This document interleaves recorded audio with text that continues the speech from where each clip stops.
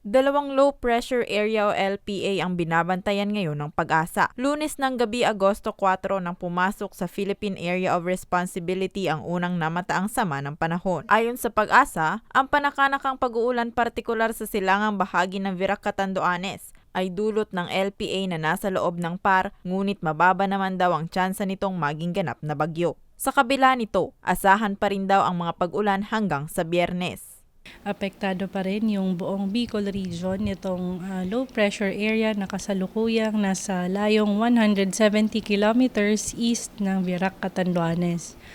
Maliban dito, may isa pang sama ng panahon na binabantayan ng Pag-asa na namataan kaninang umaga sa labas ng PAR, pero mababa pa rin umano ang tsansa nitong maging bagyo.